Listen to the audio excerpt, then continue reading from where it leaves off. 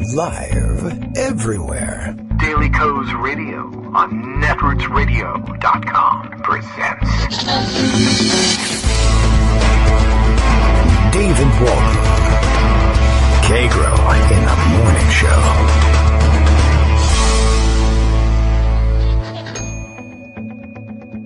Now, here's David Waldman.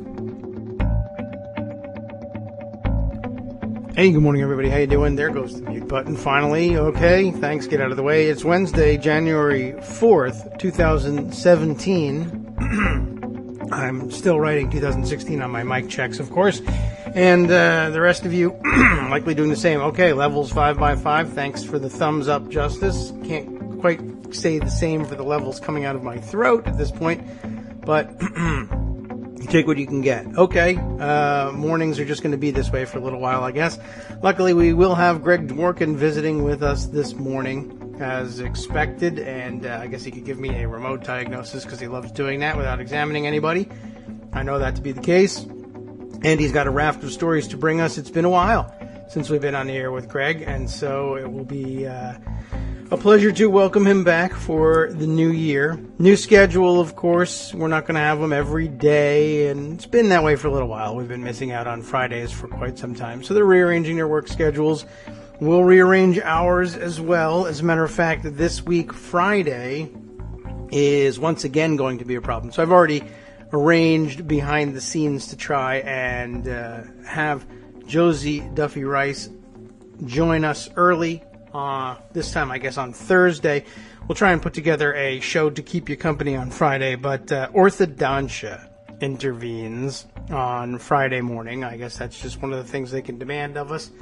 That kind of specialty. No, we only have Friday morning appointments available for what you want. So, you dang kids, get out of the way. Life intervenes. It's just that way. All right, well, plenty to talk about this morning. What is occupying people's minds? If you take Twitter to be America, the answer apparently is pickup trucks. I'm not really sure why it caught on. I saw it happening last night.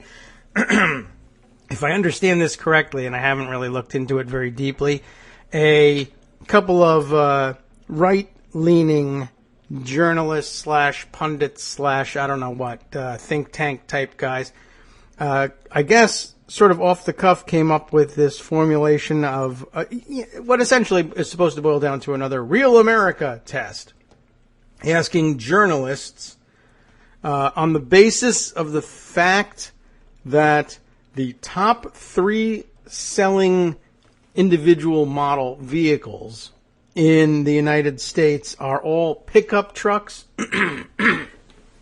Pardon me, I really have to clear my throat on this one. It's super important to know this. The top 3 selling vehicles in America, I guess, are pickup trucks. And so, therefore, the question was put to reporters, and I don't really consider myself a reporter, so I don't have to answer the question. Plus, I don't live the same kind of lifestyle that I guess they're targeting in this. But asking reporters, do you personally know anyone who owns a pickup truck? I'm not really sure. I mean, I get what that's supposed to demonstrate. It probably will demonstrate, the people who are on the scene as national and nationally recognized reporters who work for nationally recognized outlets tend to live in cities.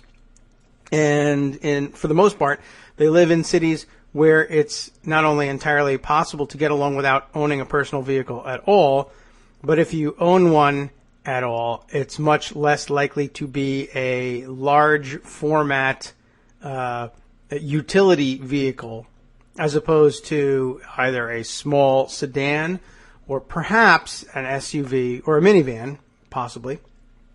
Whereas the rest of real America lives in places where there's more space and other types of work to be done, and not the kind of public transportation infrastructure that can take care of you if you need to occasionally move large pieces of furniture around. And so therefore they are not real Americans. I thought some interesting back and forth about that, but the answer to that question, if I'm supposed to be a journalist, is sure, about 60% of my neighbors have pickup trucks. I don't own a farm. I don't have to move large objects all that frequently. When I do, my minivan will do for that. And I live in a suburb/exurb, so I don't live the urban reporter lifestyle, and I suppose that's the answer. So I don't know whether that's supposed to mean I'm okay as a real American or just my neighbors are.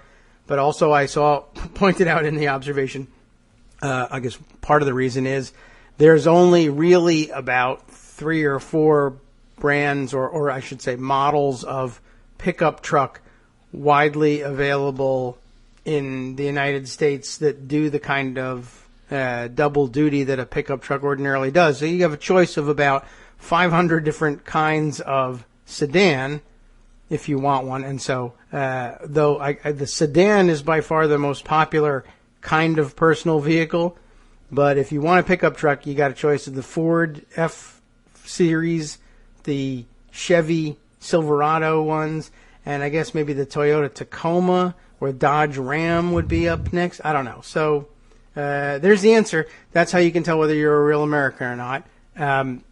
Are you? I don't know. How about you, Greg? Well, I live in the same suburb exurb style that you do, and about 60% of my neighbors have them. But I think that's the wrong question. Oh, the right question is it diesel, and does it have a gun rack in the back? That's true. Or a lot of the folks around here became enamored quickly of the. Not only are they diesel, but they installed the fake smokestacks. Yeah. Essentially, they're real in that they will spew smoke for you. It's just you don't need them on a truck that size, and it just wastes your fuel. But they like to rolling coal. You remember you told us about that. Yeah, exactly. So anyway, it's kind of silly, but it's part of the whole silly stuff you're going to see. Here's some silly stuff. Let's talk a little bit more about the ethics fiasco. Oh yeah, all right. You covered it quite well yesterday, but I did point out.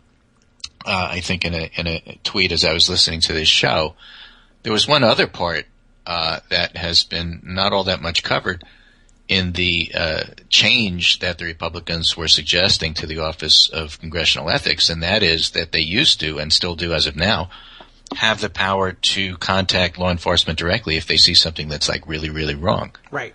And they not only took away the public ability to talk about this, which you pointed out on the show, they're also not allowed, according to the rule that was proposed, not allowed to contact law enforcement either. Yes, so see something, say nothing. Yeah, exactly. That's see something, and you better not say anything. What happens if they see terrorism? Well, you can't do anything about it. Right. That's good.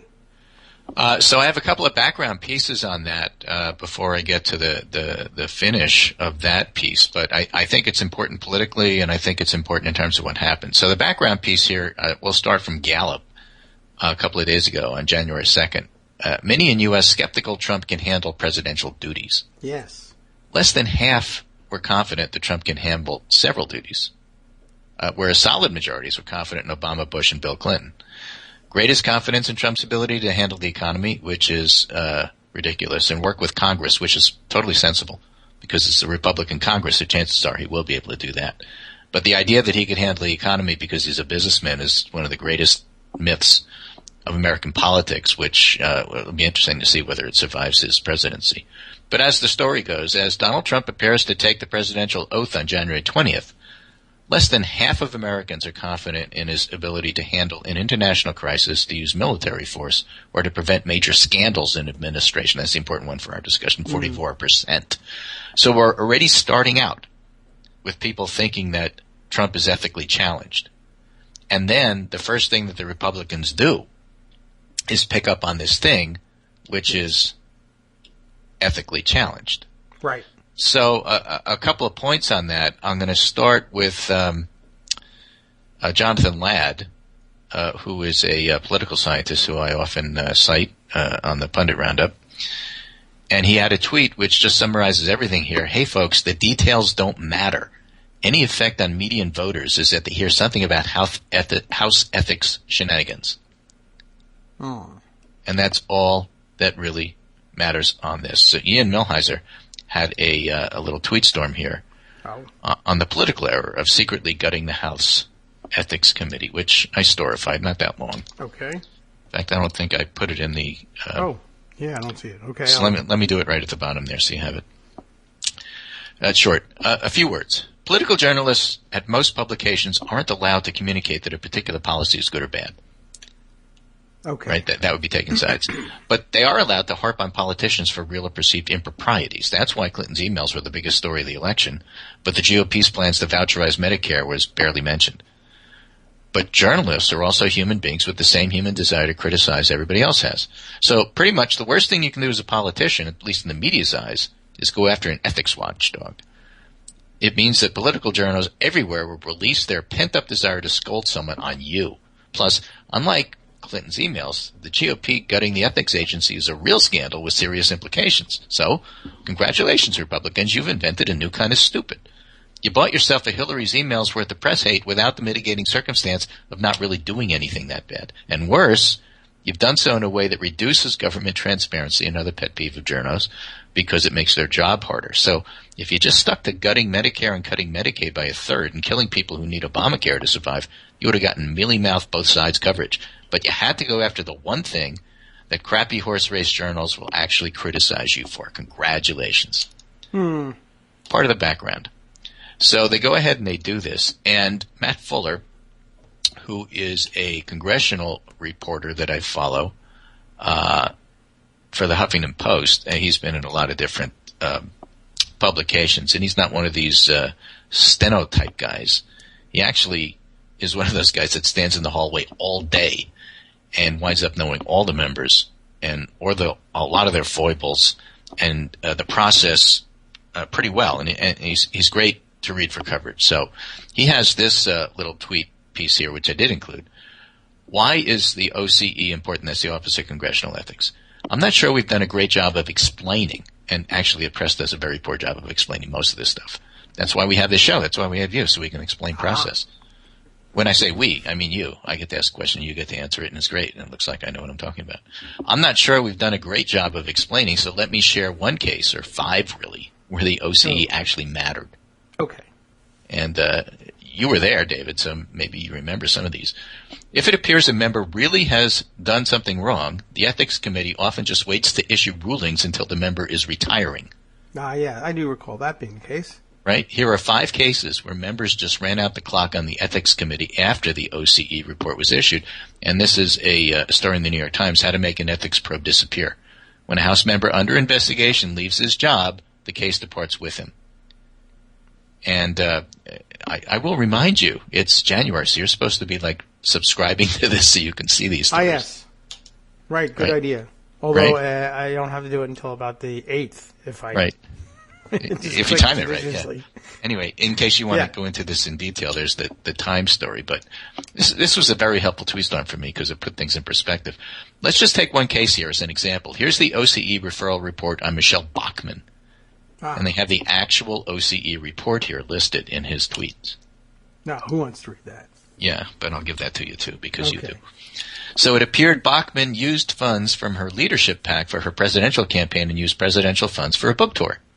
The Bachmann campaign may also have not properly disclosed payments to an Iowa state senator. Remember, she's running for president at this point. Yes. The Ethics Committee gets this report in June 2013 and then does nothing with it. Yes. That statutorily triggers the OCE to release the report.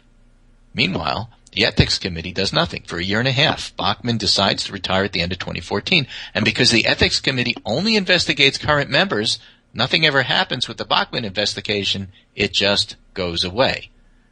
So, had this change been adopted, we would never have gotten the OCE report, may never have known why Bachmann was getting investigated. The point is, the Ethics Committee often sits on investigations, and the one mechanism of transparency and accountability has been the OCE.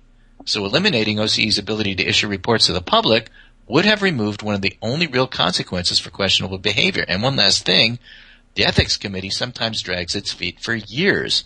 Kathy McMorris Rogers McBean has been under investigation since 2013. Here's the OCE referral report on number 4 Republican, Kathy McMorris Rogers. Yeah. And yes, yet again, there's a specific link there. The Ethics Committee hasn't resolved it. No, and they won't. Right, and they won't, and that's his point. So he just gives some examples of, look, it isn't just like aren't they the same thing? Why do you need two? Right. One doesn't do anything, and the other one tells the public that the first one isn't doing anything. So that's a rather nice mechanism there. Yeah, I mean, it was well designed, and it highlights a real problem, which is the ethics committee was sort of the early model for the way Republicans could neuter other public agencies, even outside of the Congress. It's one of the things that was designed to be divided equally between the parties back in the days when having it be equally divided between the parties meant it was inherently fair and would function adequately because of its even division. That is to say, before the sort of hyper-partisan revolution that I think now leads us to the conclusion that an evenly divided panel will always deadlock and will be able to do nothing. They were among the first to kind of implement that strategy. And the result usually is that news breaks of somebody's having an ethics problem, and it's generally greeted along partisan lines. The people from the other party say that guy's got an ethical problem. The people from that party say, let's just wait until this case works itself out and the evidence is fully heard and a decision is made, and then the decision is never made. And everybody just assumes maybe either that person wasn't as corrupt as I once heard, or maybe they disproved it, and then the partisans from the other side say it was so obvious and they covered it up, and there's no resolution. Just part of the overall difficulty we now have in the wake of the fake news wave of what is true here. Right. And so, by the way, just as an aside, you just heard the best of why Kagro in the Morning is on the air. Oh. You see, I come on and I tell a story. I'm not instructing David about OCE and ethics. He knows this stuff better than I do. But I am reminding him of all the stuff he knows so he can remember to tell you. Yeah, it is amazing. If I could just read what's in the queue here and talk to you in the morning. I got stories. We can fill a radio show. It's true. It's very difficult when you're not here, by the way. Well, it's fun because for me, I don't know all the stories David knows, and I just love hearing them. So Tom Perez, who's running for head of the DNC, Democratic National Committee, and I'm with Armando. I don't care if Keith Ellison gets it. Who cares? If that makes people happy, great. Yes. But does it really matter in the end? I don't think so. Teddy Wright, Ed Kilgore pointed out to me on Twitter yesterday. Ed Kilgore said, it's one of the most overblown fool's gold positions ever, but hey, whatever. Anyway, Tom Perez, for whatever reason, is running. So he has this tweet, want proof that the GOP cares more about protecting billionaires than you? Here's the first thing they did while they were in office. And that tweet is just an example of the bad PR that the Republicans were getting from all of this. So what happens is their constituents get wind of it. They start calling the day before yesterday and start hammering them. Walter Jones and other people in Congress actually said, this is a problem. My office is getting inundated with calls. Yes. The next day, Donald Trump says, you should hold off on this because the timing is terrible. And the media, meaning the cable news especially, but a lot of the print first draft headlines, Donald Trump tweet stops ethics committee change from going forward, which is exactly what didn't happen. Right, but it's so much more amazing of a story. It is. So the Wall Street Journal actually had it right. Greg Sargent tweeted, Donald Trump questions timing of House Republicans' move on ethics board. Trump didn't say that the ethics board move was bad. He said the timing of it was bad. Yes. It's a huge, crucial piece here because it can come back later and he would support it. He said that the OCE had been terribly unfair to members. So, what was he doing? Well, you have at least three separate groups here in the House and Congress. Well, but let's just take the House that are trying to wrestle with this because this is a House issue. So let's forget about the Senate for the moment. So you have Trump who thinks one thing, whatever the heck it is, nobody knows. We have Paul Ryan, who wasn't keen on this move because I think he correctly saw it as a PR disaster. And then you have the Freedom Caucus representing most of the members of the House who thought it was a great idea. Let's do it as soon as possible, and let's make it the first thing. And so they don't agree. And Trump winds up taking sides with Ryan, which will probably help him later. And the Freedom Caucus has no choice but to buckle under. And so it's kind of an interesting move from a power politics point of view. But in terms of Trump actually opposing dumping ethics because his goal is to drain the swamp, that's exactly what didn't happen. And so the Wall Street Journal headline is correct. Many of the other headlines were not. And does that matter? Got a nice piece here from the Neiman Lab. Headlines matter. Even with the best crafted headline in the world, for every person who clicks on it, there's hundreds, if not thousands, who see it, digest it, and move on. People get their news from headlines in a way they never did in the past. That's especially true with Twitter and Facebook, and why it was so aggravating to have superficial, ridiculous headlines. And even when the news reporters themselves were quite good at writing what was going on, a really good reporter at the New York Times, like Alex Burns, doesn't write his own headlines. The editors do.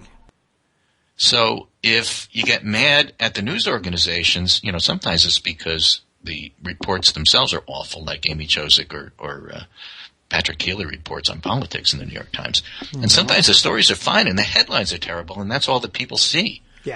So it gets very aggravating when that happens. We used to have a public editor at the New York Times who you could write to, and they'd say, yeah, that you're right. Now we have a public editor who just agrees with everything the Times does and defend. All she does is Elizabeth Spade. All she does is defend, the New York Times against anybody who criticizes it, which is awful. So this headlines matter thing matters because people are getting their news in like MTV quick style, abbreviated pundit style, if you will. But they're getting it from Facebook, and so all they see are the headlines that go past, and that's all people know, and they think they're educated because they read the news. Yes. I mean, I can see how that happens pretty easily. I mean, I do similar things, I guess, exposing, getting so much of the leads, at least, on the news from Twitter. You just, it's like reading headline after headline. But, of course, there's links. Especially if it's The Hill, because then it's the same headline like 9 times in 10 minutes. That's true. You can't help it. I like to retweet it only so I can add my commentary to it. Yeah, I do too. And, I realize that that's an enormously powerful marketing tool for The Hill. Yeah, but it's still The Hill, so I don't care. Yeah, I mean, if it were somebody else, I'd be a lot more concerned. That's true. But there's nothing you could do that make it not The Hill. Everybody knows The Hill. Yeah. Well, partly because of this, I think.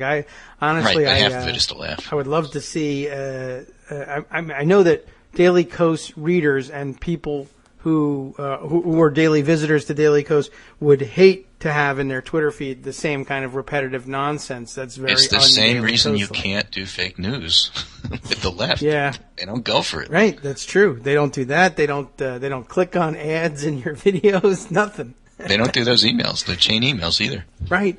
It's a totally different culture. I guess maybe you get it. It's something you get from the air conditioning system of a pickup truck. Right. So sometimes what you actually need is not the headline. Sometimes what you need is a little depth. So let me bring some depth to it, not through myself, but through stuff I read here. This is a fantastic little tweet storm here by a fellow who calls themselves Pawn All the Things. Oh, okay. I love that name. Like PWN. Pawn. Yes. Okay. For some reason it's... Pawn. Yeah, I mean it's own, like I own, and then it's a typo, and all right, never mind. It's online. It's a gamer thing. Yeah. It means you've been smacked down like in a really big way. Yeah, like you anyway, could do a... But listen to this. So he's talking about the Podesta hacks and a Trump tweet. All right. Which actually references Julian Assange, and it's WikiLeaks, and it's a whole big thing, and it mattered a lot during the election. Donald Trump tweets, Julian Assange said a 14-year-old could have hacked Podesta. Why was the DNC so careless? Also said Russians did not give him the info. Tweets Donald Trump. Oh, all right. Well, that explains. A 14-year-old could have hacked Podesta, he says. So Pawn All the Things says, Pawn All the Things. Could have hacked? Sure. Did hack? No. Oh. Let me go through why not, and this is where it gets interesting. All right. So the actual email used to phish, P-H-I-S-H, John Podesta, ended up in the WikiLeaks dump. It's here, and gives the Podesta emails and actually gives a link to it. This is a reconstruction of that phishing email. All the information is bogus. the mention of Ukraine isn't relevant here. It says, someone has your password written from Google. Hi, John, to John Podesta. Someone just used your password to try to sign into your Google account, johnpodesta@gmail.com. The details are Saturday, 19 March. IP address is listed. Location, Ukraine. That's what he means about Ukraine isn't relevant here. Google stopped this sign-in attempt. You should change your password immediately. Click here for change password. Yes. Right. Now, you can't tell just by looking. And this is a cautionary sign for all listeners too. You can't tell just by looking, but the change password link doesn't take you to Google. It takes you to bit.ly. Yeah. The link shortening service that we all are familiar with from Twitter. Yeah, http://bit.ly/whatever. Now, this link expands to a fake login page. Note the URL is for a .tk site. Is that Turkey? I don't know. This is what Podesta saw when he accidentally gave creds to hackers, and it's a picture of him, one account, all of Google, looks very official and such, but the hackers screwed up. The hackers weren't hacking one by one. This guy is making the point that this is a coordinated attempt, and he's going to give you some evidence. So the URL contraction that the bit.ly thing did wasn't done manually. It was done by the bit.ly API. Using a bit.ly API requires that you create an account. So the hackers had to create an account with bit.ly API to make the API shorten the link. Ah, okay. And they forgot to make their account private. So it's no longer possible. The hackers have changed their settings, but before you could simply enumerate all of the contracted links. The bit.ly link in John Podesta's email is visible in the WikiLeaks dump here and gives an example. We can ask bit.ly to expand it, and when it does, you get a humongous URL thing here. And this fella says, these gobbledygook strings aren't encrypted. They're base64 encoded. In this case, it tells us the link was for John Podesta, and gives an example. Why did the hackers include this info? Same reason they contracted the links via API, because they're not hacking one by one. They're hacking at scale. The information lets their attack server populate fields to look more authentic, and that's why it could pre-fill Podesta's name, but it also means that this OPSEC screw-up is bad because we can see the links contracted by the account, and we can see all of the phishing URLs. And they tell us the accounts that were targeted. How many accounts did this 14-year-old hacker attack? About 1,800 in 2015 alone. And who are these accounts? Military, government personnel in the West, defense companies, journalists critical of government in Russia. Oh. So then there's a pie chart of some of the accounts the 14-year-old hacker hacked outside of Russian sphere of influence. Military and personnel, 41%, aviation professionals, 3%, government personnel, 8%, aerospace researchers, 4%, authors and journalists, 22%, on and on. They're all professionals with an interest in Russia, in other words. And the 14-year-old's apparently an avid reader, given how many authors they're hacking. But what are their interests? Ukraine, 22%, Russia, 31%, military spouses, 22%, global affairs, 17%. So this is a very directed 14-year-old who probably should be graduating from college at this point based on the interest that he has. These pie charts by SecureWorks, I should add, are from here and gives the links.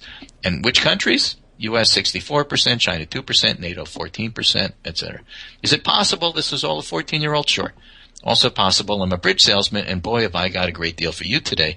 When hackers hack at scale, they reuse infrastructure. They make mistakes. This isn't unusual. You can piece the bits together. And this isn't even the DNC hack. This is the Podesta one. And it's only one of many different strands in just the public attribution case. And this is a partial answer to how do you really know that professional hackers were the ones that got into Podesta and DNC. Because Julian Assange says that they didn't, and Donald Trump agrees. Therefore, isn't that proof? No. I mean, it's a pretty good chain of logic here that basically says these are professionals trying to hit a large number of people who, by the way, were interested in things like Ukraine and Russia and NATO. Yes. Hey, but draw your own conclusions. I guess so. That's pretty solid logic. Also, by the way, it happens to come around to mentioning the fact that one of the other weird, silly mistakes in Trump's tweet, which is, the confusing Podesta's hack with the DNC hack. Right, which are completely different things. So again, it's interesting that the coverage post-election has been just as poor as the coverage pre-election. But the concern about a foreign government interfering in this election, again, has nothing to do with who actually won. It's the attempt, it's the intent, and then it's the I don't want to know about it, stick my head in the sand reaction from Republicans, basically because they won, so they don't want to know. Yeah. So, our job is to do it in depth and just remind you not to forget about it. Well, that sounds pretty, that's an interesting link. I think they made the argument for the professionalized nature of the hacking pretty succinctly, logically, and fits in 5 minutes. Just who has 5 minutes anymore? Exactly. So, in the interest of abbreviated things, the last piece that I'm going to leave you with here, partly because it's kind of a process thing you might find interesting, but okay. I'm going to start with our friend Charles Gabbick, Brainwrap, over at Daily Kos, who has a Daily Kos piece called Dear Congressional GOP, Don't Say You Weren't Warned, including by your own experts. And it's basically a link and list, or what he calls a definitely not comprehensive selection of opinions regarding the Republican Party's imminent repeal and delay.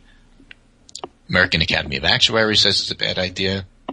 Nick Gerhardt, Iowa Republican Insurance Commissioner, says if you're going to repeal this, I hope there's a replacement stapled to the bill.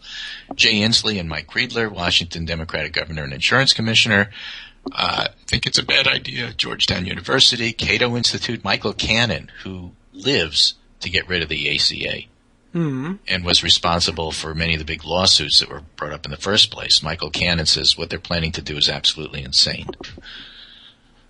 Larry Levitt, who's an expert at Kaiser Family Foundation, Stuart Butler, who used to be from Heritage Foundation, Aris Rivlin, Lauren Adler, Brookings Institute, repealing without replacement is a disastrous way to start, and so on and so forth, including Robert Liszewski. People who are known to be on the conservative side of healthcare still all think that this is terrible. So how does it actually work? Stan Diamond, one of my favorite healthcare journalists, writes at Politico. He writes a thing called Politico Pulse, examining the latest in healthcare policy every weekday morning. So here he has a piece called Obamacare Repeal. Here's the path forward. Here's how it goes.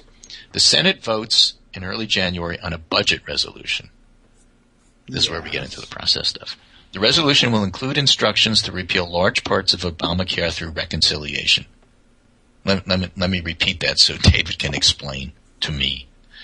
The resolution will include instructions to repeal large parts of Obamacare through reconciliation. What do they mean when they say instructions? That's permission for the Congress to use the reconciliation procedure. It's not something that they can just pick up at random. Everyone remembers that reconciliation is that vehicle which protects budgetary measures, not the budget itself, but a lot of budgetary and budget-related measures from the filibuster in the Senate, which is why they were keen to use it. But it has restrictive rules about what you can and can't do under it. In order to make that process and its protections available, you start that process by including in the year's budget resolution instructions to the various committees that will handle these reconciliation bills. You just tell them basically this option is on the table for you and I expect to see a reconciliation bill from you. It doesn't necessarily mean they'll report one, but they can't just report one without being instructed to do so. So the Republicans are already framing this as an Obamacare repeal resolution, but nothing actually happens. The process in the Senate takes several days of debate, and there'll be a vote-a-rama, which often takes several hours over the course of a day and a night. This is the Senate. Yeah. The House will vote shortly after on the budget resolution, and that can be done by the time Trump's inaugurated. And then the repeal bill itself can move forward, starting in the House as it's a revenue bill. The House committees with jurisdiction over health care will mark up legislation, send the work to the House Budget Committee, which will put the bill together, but Republicans are divided on how long a transition they want. Then, when they figure that out, if they figure it out, the repeal bill goes to the House floor for a vote, and then, assuming House passage, it goes to the Senate, and then another vote, a Rama, and then, assuming House passage, it goes to the Senate, then the lawmakers deal with changes, and then repeal becomes law. I mean, there's like the old cartoon with the scientist at the blackboard with a bunch of equations, and one of the other scientists looks over his shoulders and says, "It looks great, but I have to question this part here in the center where it says, and then a miracle occurs." Yes. Other than that, I totally understand the myth. Yeah. Reconciliation protection only gets you so far. If, as I've seen this morning, I already understand that Rand Paul threatening to be a no on the budget resolution. There are only 52 Republican senators to work with. We need 3. Yeah. And there was a terrific tweet storm the other day that I think it was from Topher Spiro, but I have to go back and look it up. I had it on Monday in the Daily Coast Pundit. In fact, I think I will go find it. But the point is that you need 3, and there's something like 10 senators from red states who have expanded Medicaid who would then have to answer to the constituents why they voted to take health care away from their constituents. So you need 3. Rand Paul may be 1. That means you need 2. And there's powerful forces there that actually may make it not so easy. I think it still passes, but it's not the slam dunk it looks like, is what I'm trying to say. Yeah, they may yet get Rand Paul back somehow, too. They always do, just like Susan Collins. She'll be troubled by it, but still vote with the majority. If they really wanted, I was going to say, if they really wanted to get this done before the inauguration, they don't need them anymore. They've got 52 Republican senators. If they lose Rand Paul, that's 51. If they lose one more and they want to do it before inauguration, the tiebreaker vote is Joe Biden's. So interesting. They'll just have to wait, is all, a week. It'll put them behind schedule, but not that far behind. They were going to be there anyway.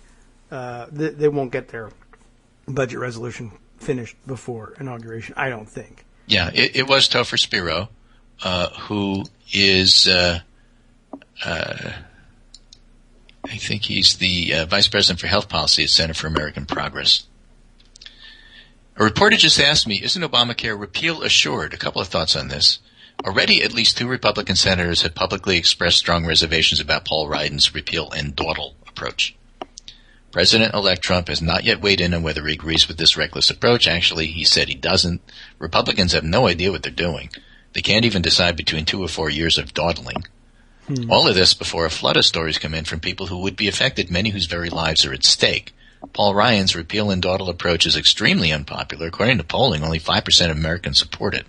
The press has a role in this. If it's assumed that repeal is assured, there's a risk of creating a self-fulfilling prophecy. Don't write process articles that create an impression of an unstoppable train based on anonymous sources. You're doing their bidding, is his point. That it's going to be difficult. They may get it done, and the odds are that they will. But make it sound difficult because it's going to be difficult. Don't make it sound like a done deal because the entire country is behind it. They're not. Yes. Don't assume repeal is automatic, I wrote. It will likely happen. But it's not a done deal because of a combo of GOP reticence and incompetence. Yeah, and there's a lot of that going around. An ex post factoid is one that pointed out 3 senators needed to stop the train. 21 Republican senators are in states that expanded Medicaid, not 10, 21. This is crucial. A lot of Republican senators know the ACA repeal and delay is a train wreck. They need help in stopping the train. So help them. Call your senator and tell them not to do it. Well, yeah. That's pretty amazing. I wonder why they were targeting getting it done before inauguration. That doesn't make any particular sense, but okay. Yeah, well, it sounds like they want to do a lot of stuff before people have a chance to really focus on what's going on. I guess that's it. They just sort of make it all happen at once. They know that the Trump honeymoon is going to be incredibly short to non-existent. I mean, as I started out at the beginning of this segment, it only lasts till inauguration, apparently. Well, most of the public doesn't even think he's competent. So, it's not so. If they don't think he's up to the job, and then the first thing they do is the ethics bungle, and the second thing they do is screw up Obamacare, that's bad. Yeah, they won't. For them. Yeah. It's good. Good for us, maybe bad for the country, but, bad. Just generally bad. Yes. Weird. Okay. Well, yeah, even so, even after the inauguration, three Republicans, and it's not easy to find Republicans to do the right thing, even Jeff under Flake, pressure. John McCain, I mean, are there people there that just don't really care anymore? Some guy from Utah? There's always some guy from Utah. Well, true. I don't know. It's always when push comes to shove, weird things happen. When push comes to shove, the first job of the Senate, and we're talking about the Senate here, is to get yourself reelected. Yeah, that's basically true. Right? So if your constituents really don't want you to do this, what do you do? I don't know. Neither do they. And so that's why it's so interesting and why we'll have to watch and not assume anything and put pressure, because apparently public pressure does matter. Look what just happened with the ethics piece. And that's my wrap up from beginning to end, and why I'm trying to make a whole out of this whole, different disparate threads here. You start out with Trump not being in shaky position in the first place. The Republicans screw up. How it's reported matters. How the public responds matters. All of it matters. It got the Republicans to pull back. And now a much bigger, important piece is coming up, Obamacare, and the same pressures and the same dynamics still apply. It's not like the Republicans get to do everything they want, even though they have, both houses and the White House. We learned that with Obama. It's not so easy. Yeah. All right. Well, they're learning it. I don't know what I was going to say, slowly but surely, but maybe quickly. And I'm not so sure how surely they're learning it, but it's happening nonetheless. Anyway, that's my segment for today. A lot of this material is in the Pundit Roundup from this morning over at Daily Kos, but we sent Scott Anderson a lot of other links. He kindly puts together the roundup later on in the day when we post the show. And thanks for everybody. I did miss being here, and I'll be here tomorrow, and we'll do it again. Okay. You got Joan today? Yes, we do. That's the plan. We'll be talking to Joan a little bit later. So we'll say hello. Sure, I will. I should have recorded that, and I mean I did, but I'll play it back to her. All right. Well, maybe she's listening now. Who knows? We'll find out shortly. Hi, Joan. There you go. That'll work. Okay, thanks, Greg. We do see you tomorrow. Take care, and I'll talk to you tomorrow. All right, terrific. Thanks. Take care, and we'll catch up with you again in the morning tomorrow. Let's see. What should we cram in before we speak with Joan? There's a couple of things that might make a particular type of sense, let's say. This is a good start. I like the idea of discussing the budget resolution and reminding people of how reconciliation works. Procedural or procedurally related issues? I don't know. I'll go here first. TPM has this unsurprising bit of discussion from... well, not really. I mean, it happened yesterday, but it doesn't really center around what happened in the Senate yesterday, which, by the way, as you all have observed by now, was nothing. Pretty much as expected. They just went right ahead with the routine business of swearing everybody in as usual. I didn't really think that there was any serious possibility, certainly not of President Obama saying, yeah, let's, possibly stand the institution of the Senate on its ear. He's not that kind of guy. Joe Biden maybe certainly has a little bit more willingness to mix it up, but also, a longtime senator, loves the institution, not likely to do anything to put its long-standing traditions at risk. This was a much riskier play than even the nuclear option ever was, mostly because... For all the protests that nothing like the nuclear option had ever happened, and that was what made it nuclear, the truth is that it had, in fact, been done before, whereas this other play of stalling things, freezing things in place at the very beginning of the Senate's proceedings, even before new senators are sworn in, has not, to my knowledge, ever been done, and that would make it an awful hard sell for traditionalists. It was difficult. It took years to sell traditionalists who had themselves already done such a thing. It took years to remind them that they had already done it and validated it and participated in it, but forgotten because they then spent the next 25, 30 years swearing that such a thing could never happen. They had to be reminded that it had happened and that we had survived it. And so the prospects for convincing the same people that something that hadn't been done before could and should be done, and to do it all inside of about 5 weeks, well, that was a pretty tall order. It wasn't likely to change anybody's minds. And of course, the people who would be key to executing it are about to wash their hands of responsibility for electoral politics for the rest of their lives in about a week or two. So, well, a little bit longer than that, 3 weeks. And of course, yes, there's all sorts of promises that they'll be involved in national politics, and that'll all be true to a certain extent, but electoral politics, personal stake in electoral politics is pretty much finished with for both of them, most likely, forever. So, wasn't an ideal situation, to be sure. Anyway, yesterday, Schumer was asked and could not help but comment on the situation facing Senate Democrats with respect to the nomination and confirmation of nominees for the Trump cabinet. The piece I've got here from TPM, and I haven't even checked to see whether there's a similar piece, and there likely is, and it's probably Jones' piece at that. I should probably take a look at Daily Kos. Schumer being asked about, hey, don't you wish, I don't know whether they served it up to him this obviously or whether he formulated it this way, but don't you wish you hadn't nuked the filibuster, as it says here in the TPM headline. Schumer says he wishes Dems hadn't nuked the filibuster for cabinet picks. This is Matt Schuham writing this piece at TPM.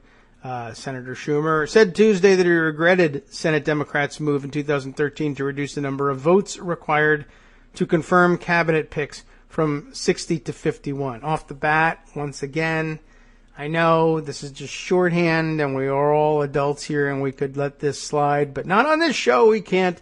The number of votes required to confirm a cabinet pick has been 51 from the beginning. And in fact, you can't even say that.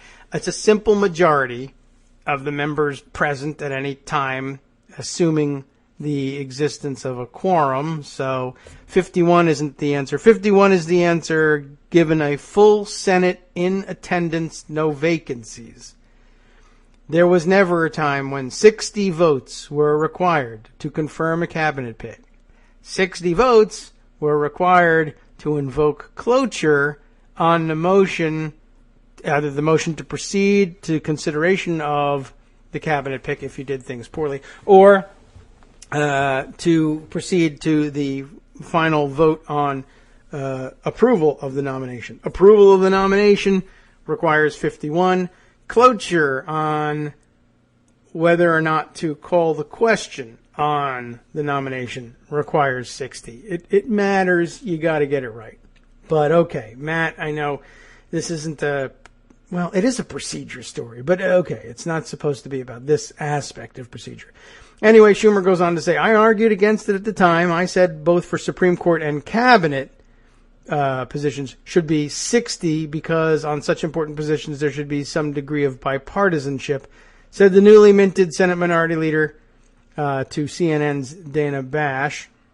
Does she say Dana? I don't know.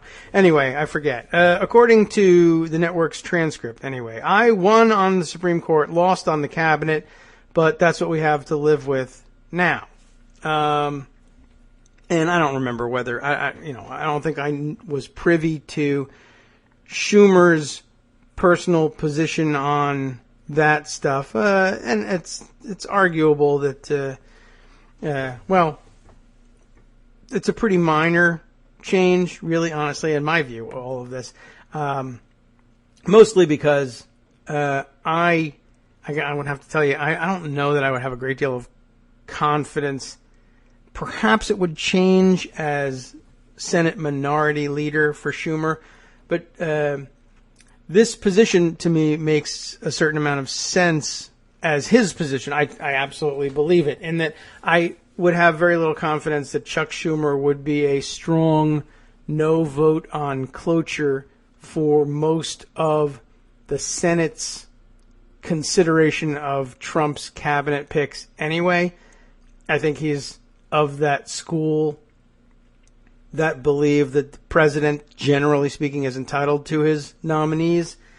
But I'm not positive. I mean, he can also be motivated to be a bit of a partisan warrior when it works for him. I don't know if that's how he would have started his tenure as minority leader, but he's a little dicey when it comes to the votes. And there's a lot of Democrats who feel the same way. And essentially, they would have preserved, if they had their way, they might have preserved the filibuster for cabinet nominations, only to refuse to use the filibuster to block egregious cabinet positions for the next Republican president in the name of traditional comity.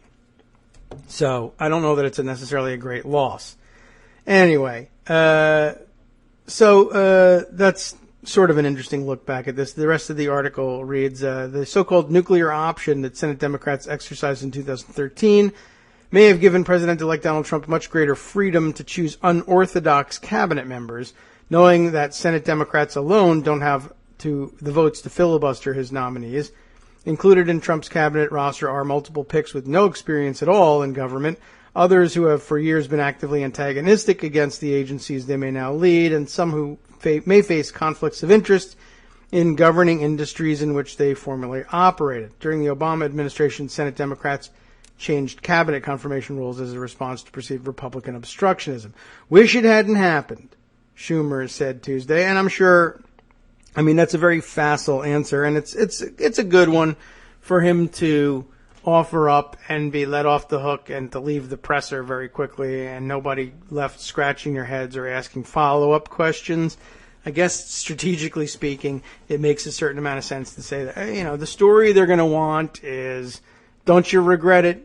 Give them the story they want and then walk away, whether he really regrets it or not. I think he probably, it's entirely possible that he might have. He was not an enthusiastic voice for making that change, although I will also point out people who were enthusiastic voices for making that change, a couple of things. One, for the most part, I think, were fully cognizant of what it would mean for the next Republican president's nominations, and I don't think they were giving up a great deal because they also know that the usual default position for most senators, even in these more sharply partisan times, is that yes, a president is, for the most part, entitled to, among Democrats and some number of Republicans anyway, the presidents usually get their cabinet picks. It's only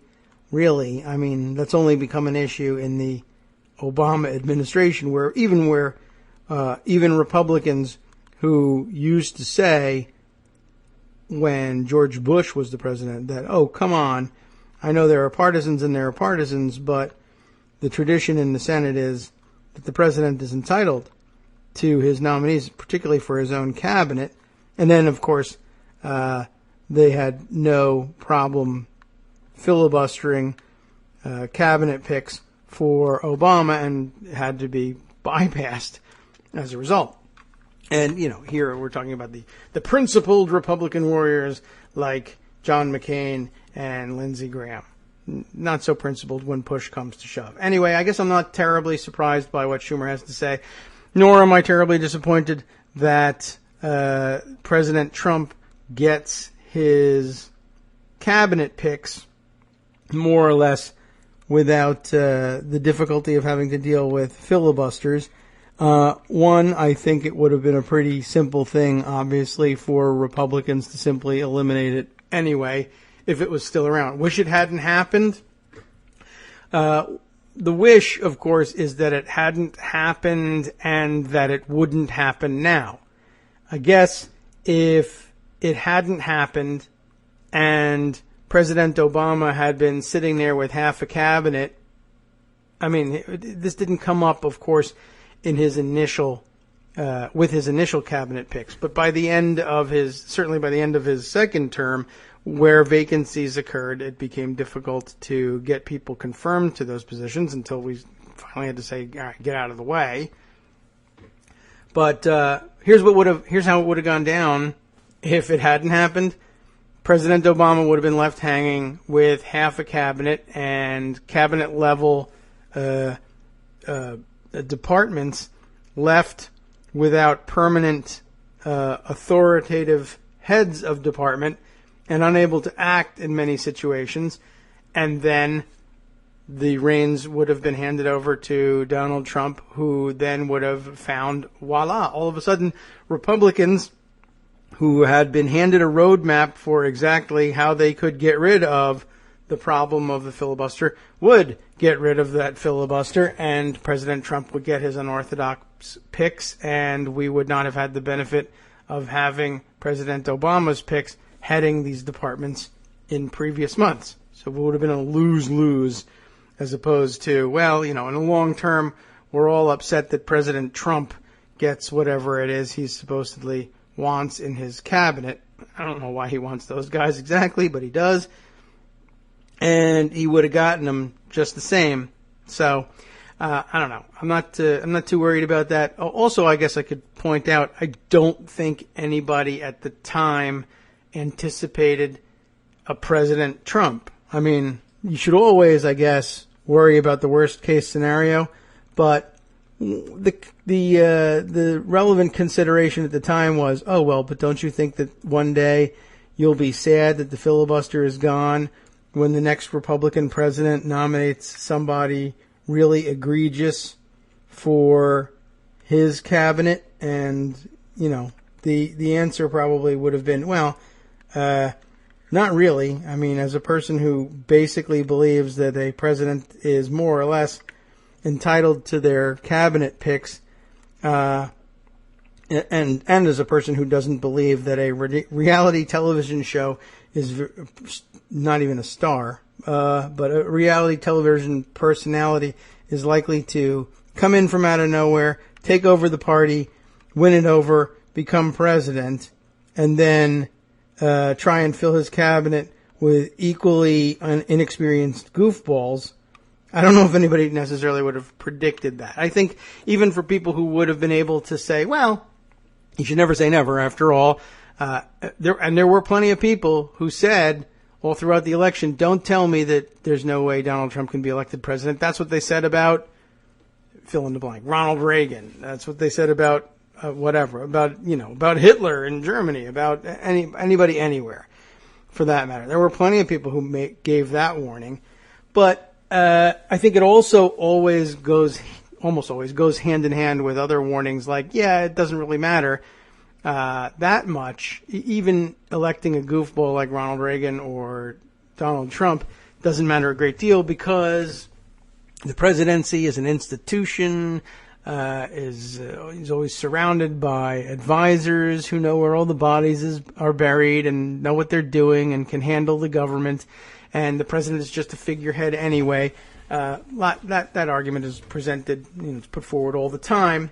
I don't think anybody really anticipated somebody exactly like Donald Trump, who would also populate the government surrounding him with incompetence and people without experience and cronies and, I don't know, possibly mobbed up people for all we know. So it was a little bit beyond the pale even for then. But, ultimately, I guess if the question is, do I regret it at all?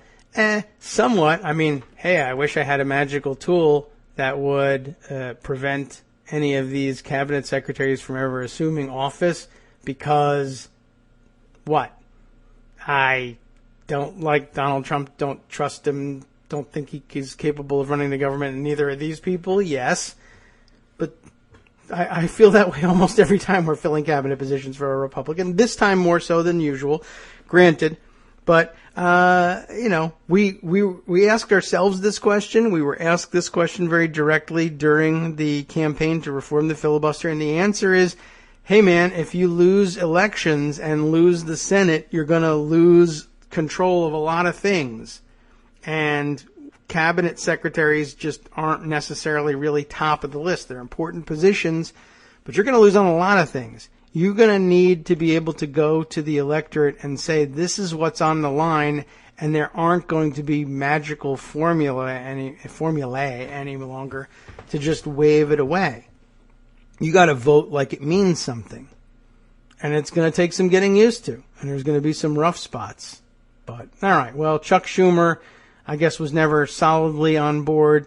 Take that for what it's worth. Maybe it's a warning sign for other things. After all, he seems to be getting along relatively well with Donald Trump, even though he says he's an idiot.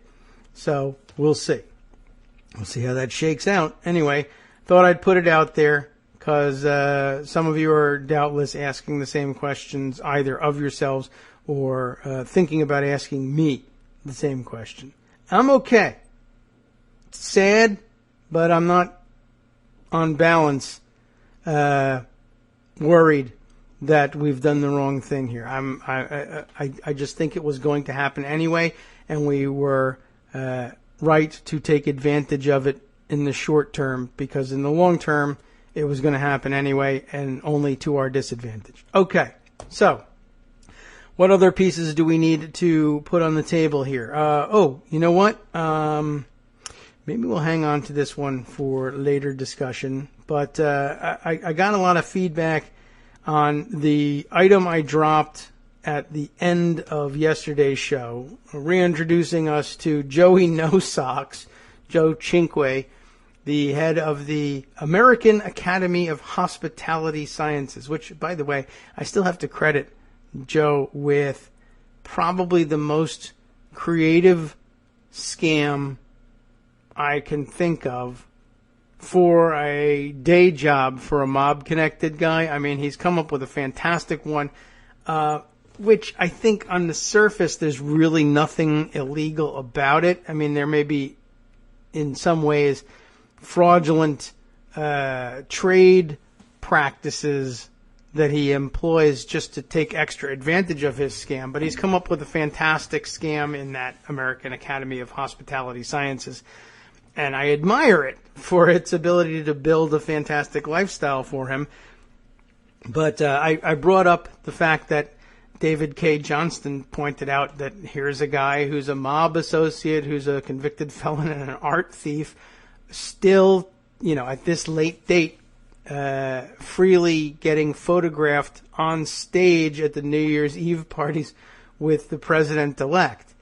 And I brought that up in context of the weirdness of the continuing use of private security contractors for Trump himself, and beginning to question, at what point does the Secret Service start saying we have to speak up and maybe say no to the idea of unvetted, heavily armed gunmen taking charge of the personal safety, maybe, and or taking the president-elect and later president hostage, perhaps, if these guys are actually bad actors as opposed to actual just your regular basic run-of-the-mill disinterested contract for guns for hire for private security. I don't know. We don't know that they're not mob connected in the U.S. We don't know that they're not mob connected in Russia.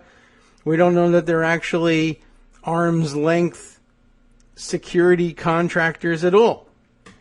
But it does make for an interesting set of questions. And I happen to notice that Susan Simpson had some weird questions about it too. You remember that Susan Simpson, who tweets on Twitter and writes her own blog as The View from LL2, lower level 2. I forget exactly what was the last item of interest that we brought up from her, but maybe it had something to do with these guys too, because she's also taking an interest in Joey No Socks, and just had a couple of interesting tweets about him.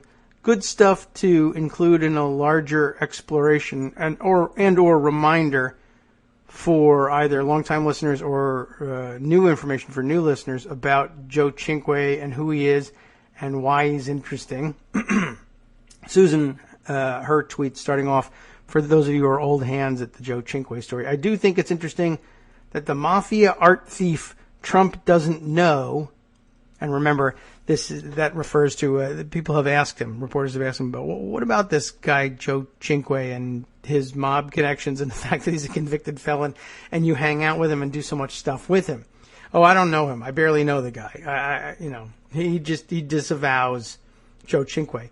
But Susan Simpson pointing out, I think it's interesting that this guy that Trump doesn't know is the listed registrant of the domains, the online domain names, TrumpTowerShanghai.com and TrumpTowerBeijing.com. I don't know that either of those towers actually exist at the moment, but remember, it was only been a couple of days since I told you that the Trump organization has been actively sniffing out construction, development, management deals in China.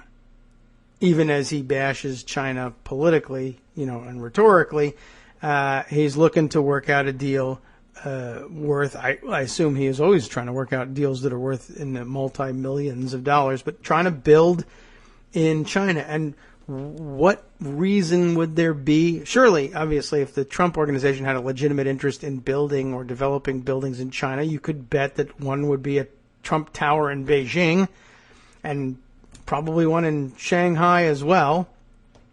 But what would the mob-associated art thief Joe No Socks Cinque, who's best known for giving out the Star Diamond Awards, is like, talk about gilding the lily. He gives out awards. I mean, for no reason. That's the scam to Trump properties.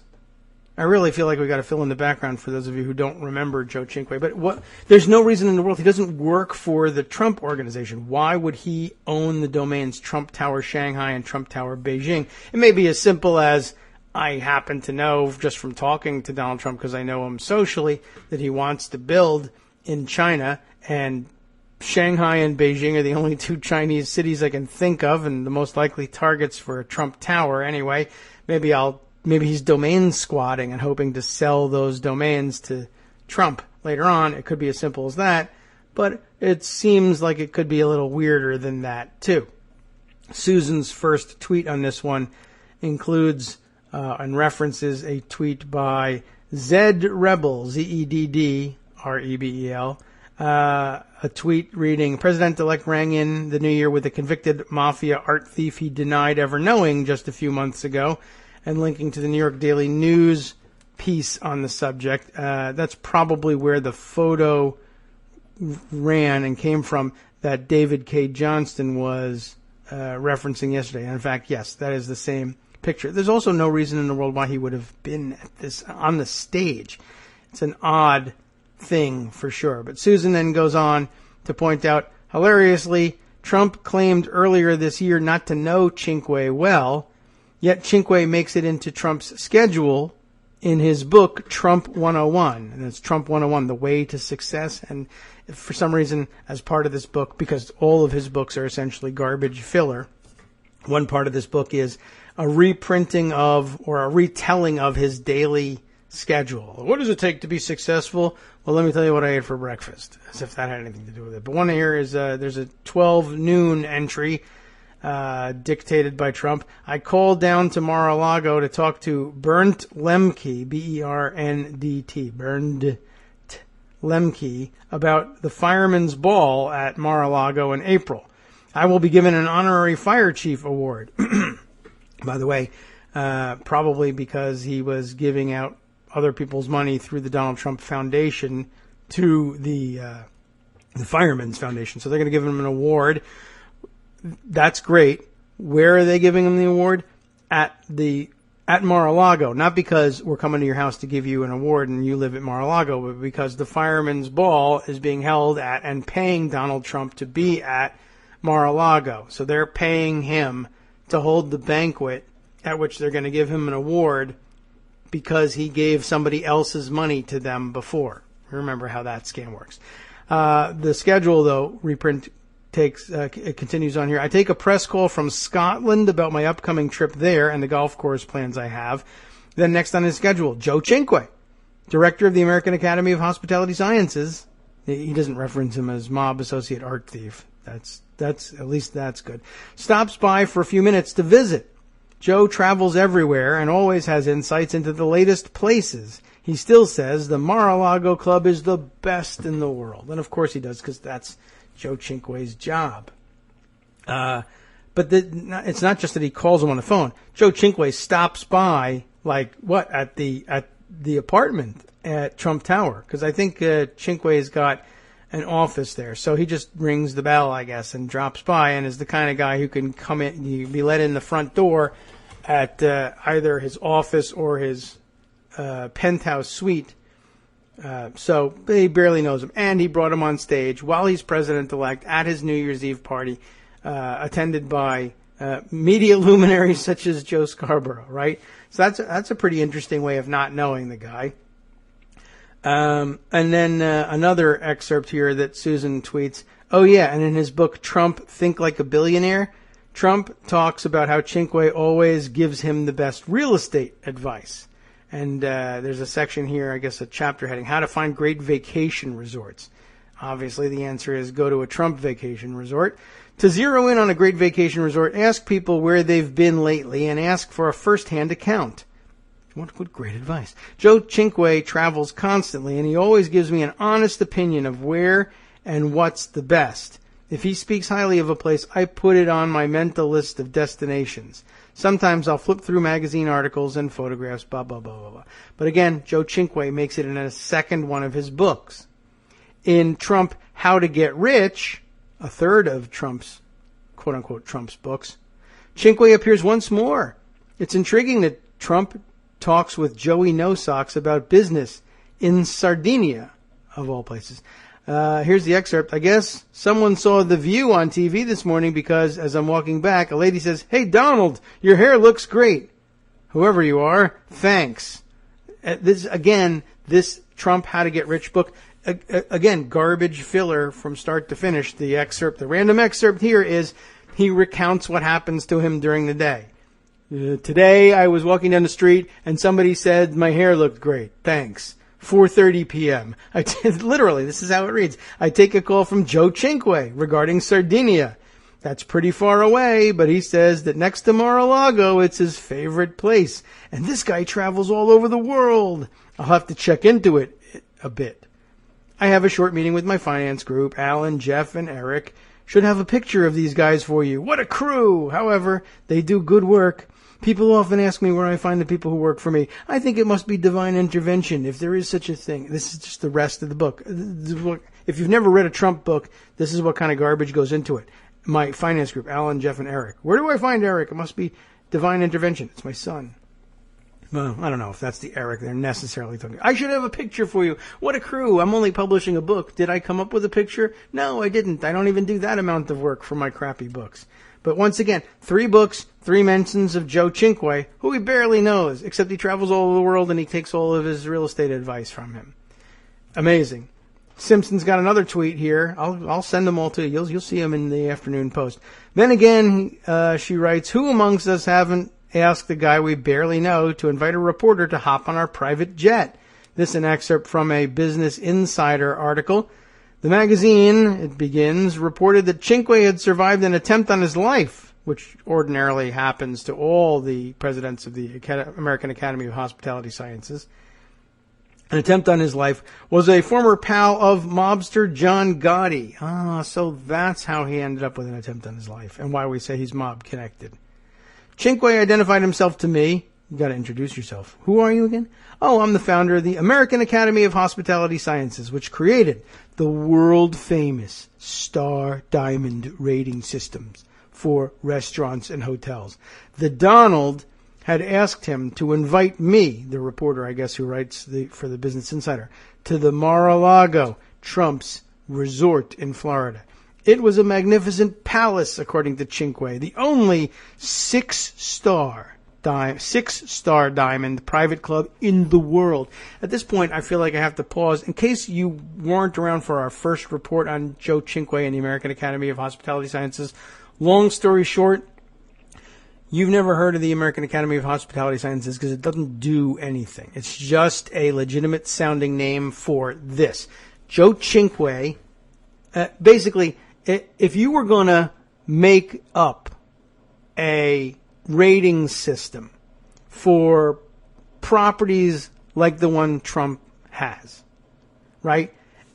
Would you use this like the 5-star system, the way traditional, well-known rating systems? It's a 5-star hotel, 5-star restaurant, right?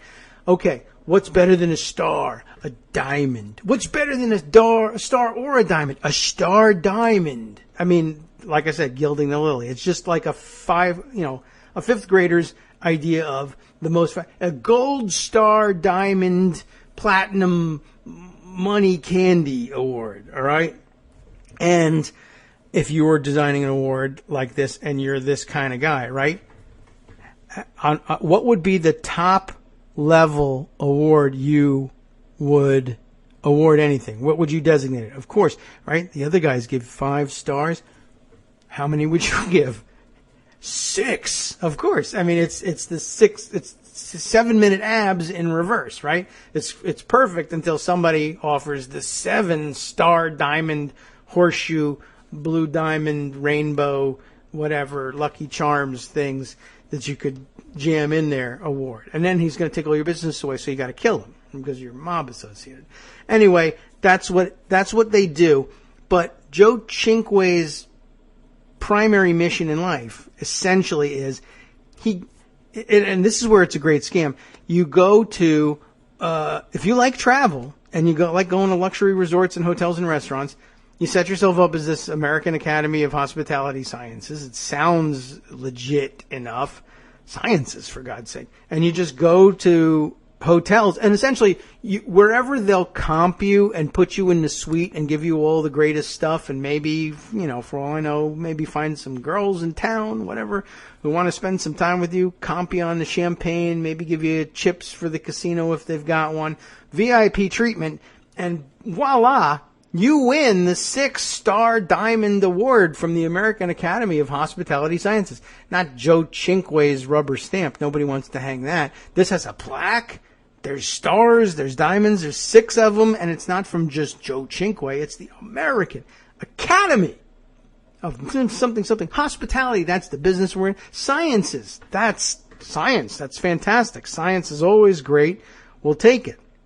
And so he set up a lifestyle of himself of traveling from resort to resort to resort, to restaurant to restaurant to restaurant, giving out 6-star diamond awards. But the surest source of getting known, getting your stupid academy and awards known, is to take it to somebody that flattery works with. And just the earliest part of the career, the way the thing developed was he just went from Trump property to Trump property and was stunned and amazed at the fantastic service and just felt compelled to give every single Trump property he's ever visited and been comped to and stayed a week at and maybe also been introduced to, Miss Hawaiian Tropic at or whatever, a 6-star diamond award. That's all he does when he's not stealing, I guess, expensive works of art and hanging out with John Gotti.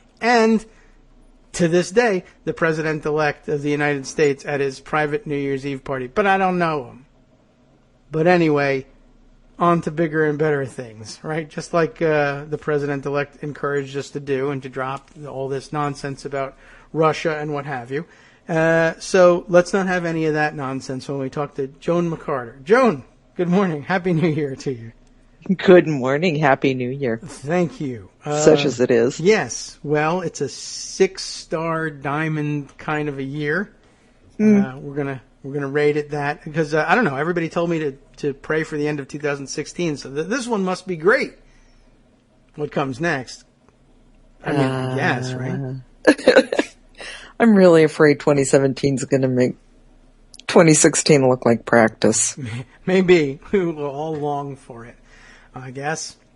It's entirely possible. Well, yeah, it's not looking so good so far, at least in terms of, say, we now have sort of Congress back in session. I mean, they're not doing anything just yet. But we had a big day for the House yesterday with their ethics craziness. And then, of course, the very easy to make mistake of reporting it all wrong. That Donald Trump saved the universe with one tweet yesterday. Yeah, it was all of the constituents calling, apparently, that saved the universe. Yeah, I was concerned about that because I recall, like it was yesterday, because it was, that the entire political press just got done insisting that we had to,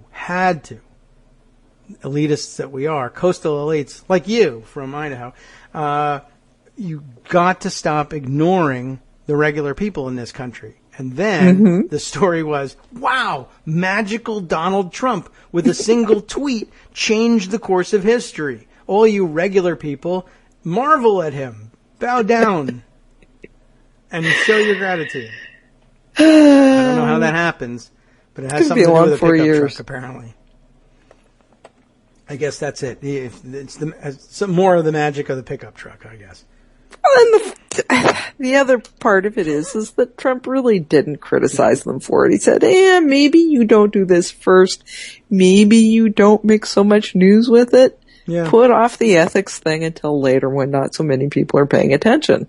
Was essentially the gist of his tweets. So. Well, that's the art of the deal.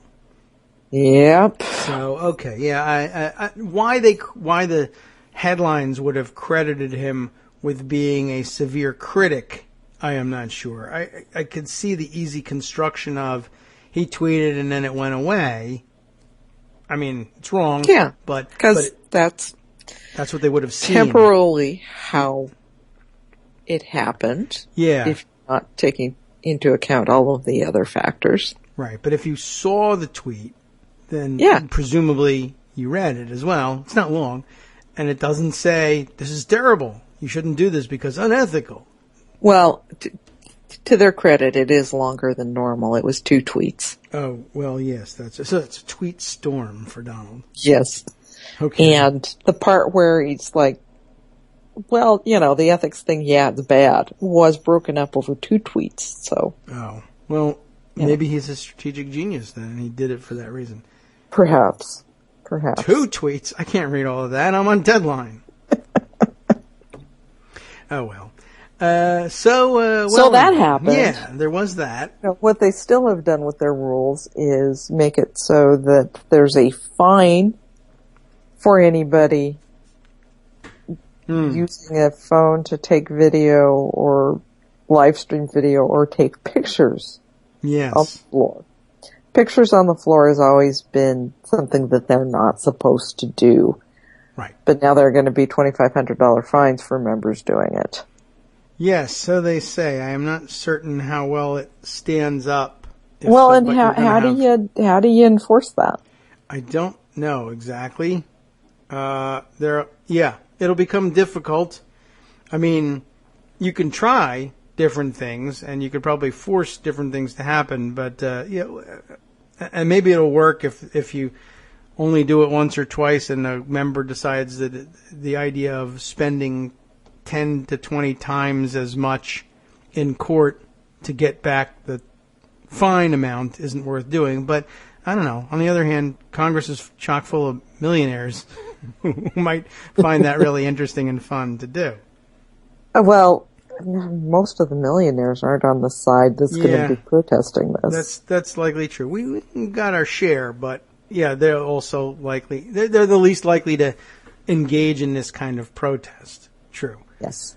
So I don't know. I'm sure that they'll find some a reasonably priced representation. They're connected, these people in Congress. But I have some questions about whether or not that's something you can really do constitutionally and under the rules of the House. Yeah, there are some First Amendment issues there, perhaps. Yeah, I mean the House has the ability to punish members for behavior that they deem unacceptable, but making it a money issue coming out of your federal paycheck, presumably, presents some problems. Mm-hmm. First Amendment presents some problems. The mechanism by which the punishment is delivered, if it isn't the full vote of the House, it's potentially problematic. Plus, it's just ridiculous and hypocritical because, of course, my first recollection of video being streamed from a House sit-in is from the drill baby drill protest, not from the gun violence protest. And that was Republicans, not Democrats. And once they got done with their protesting, they suddenly made protesting illegal. Yeah. But par for the course, I suppose, for those guys. And I don't know. But it's also interesting in that they're going to have to deal with the reality of pretty stealthy handheld, cameras that are built into tools that they can't take away from members, generally speaking. I mean, they reveal themselves once they're disseminated, obviously. Right. But, yeah, I mean... The thing that would solve all of this for everybody and make C-SPAN really happy is if they put C-SPAN in control of the cameras. Oh. Yeah, I guess that's a possibility.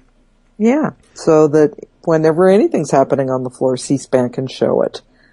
That they're not essentially governed by Republican leadership of Congress. Yeah, I guess it has some interesting... Who says what they can and can't broadcast from the floor. There is that.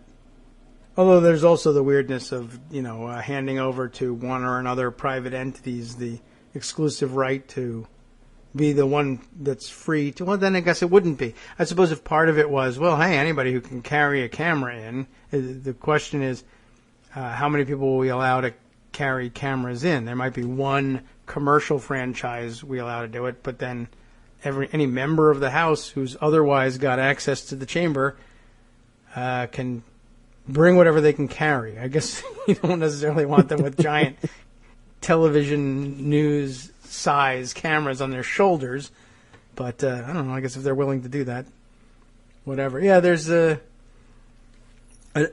guess a disruption factor to figure in there too. Now that anybody can broadcast from anywhere at any time. Right. Well, so that happened. Yes. They did another thing with the rules that didn't really get much coverage until today. I'm seeing a Bloomberg story. A little noticed provision approved Tuesday by the U.S. House dramatically expands the powers of committee staff to haul private citizens and government officials to Capitol Hill to be questioned under oath without any lawmakers present in some cases. Yeah, I did see that in passing last night. That is kind of ominous sounding, isn't it? It is. It's giving staff now powers that normally are reserved for members of Congress who end up having these hearings and doing these grillings in public with a public record. Yeah.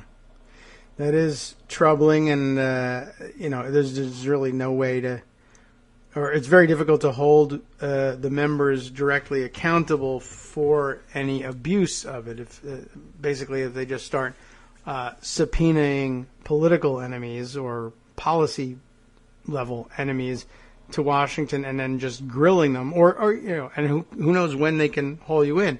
What if you're supposed to be elsewhere making the policy that they oppose, and instead they subpoena you to Washington and just ask you a bunch of BS questions for 6 hours so you can't make the policy making meeting that you were supposed to be working at in the first place? I don't know.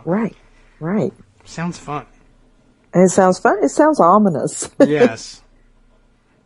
So they do keep trying to do things like that. I recall that it reminds me a little bit of, wasn't it, I think one of the, of Ernie Istuk's ideas about authorizing his staff to rifle through anybody's tax returns over at the IRS at one point. It was a couple of years ago when Istuk was still in the House that I recall. This was another one of those things that he included it late at night in some omnibus bill or another, one of the appropriations bills, and somebody found out about it at the last minute. They do have some odd predilections for empowering unelected staff to do some very strange police work. Not a good sign. But not a good sign at all. Okay, so that's in there. What What else? I heard that they were thinking of changing some of or they had ideas about changing some of the CBO scoring rules. Again. Yes. Possibly to punish the CBO for blogging at the end of last month about how harmful Obamacare repeal was going to be. Oh, I see. Yeah. Okay.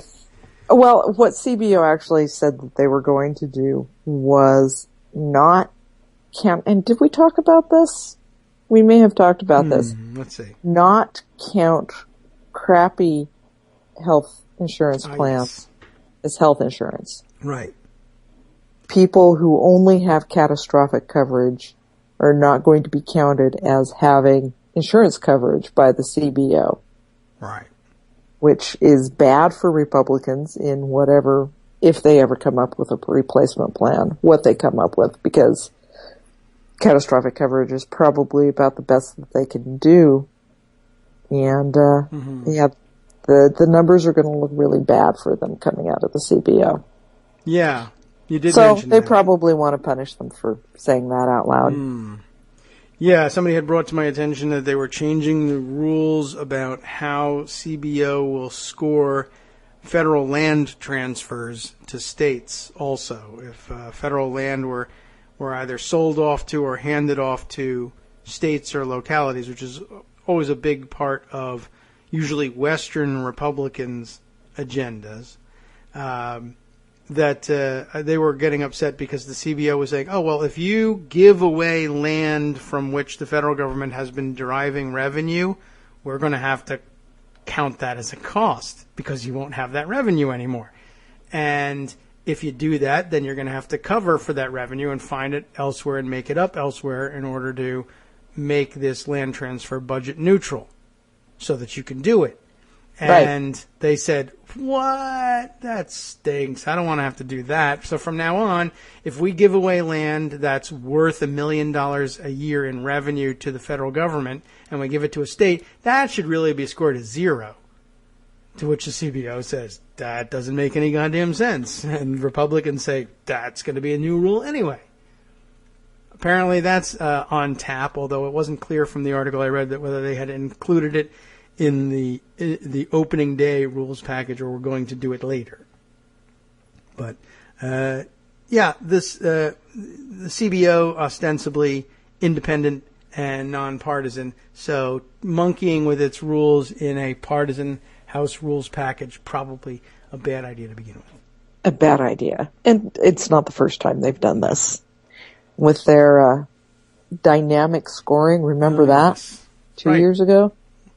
And not requiring that the CBO use magic pixie dust. Yes, which I guess they're doing again just with this federal lands thing.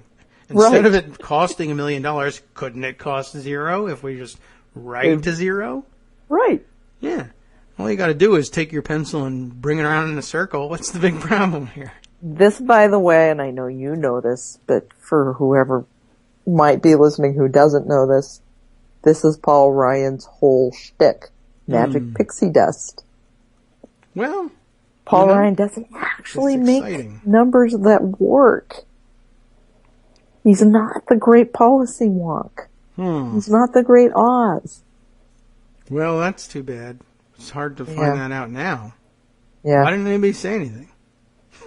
I know. This is ridiculous. Didn't somebody notice this before? It's amazing. Hasn't somebody been writing about this for years? Yeah, I was told he was an important wonk, and he wore his hat backwards and ran a 2-hour marathon. And he was a magic dishwasher as well. That too. Yeah, well, he's good at the magic. All right, so we got a lot of that to look forward to, I'm sure. And breaking news now. Apparently, we have decided that Trump is going to be undoing Obamacare with executive orders. Oh. Sure. This is the message from Vice President-elect Mike Pence to House Republicans at a Capitol Hill strategy session this morning. He will use executive orders to target the healthcare law and other policies. So, okay. Yeah. Well, that's all I know so far on that, but I will be writing about that very soon. You can be sure. That's, I suppose, to be expected. They were very incensed by President Obama's audacity in using his executive authority to issue executive orders.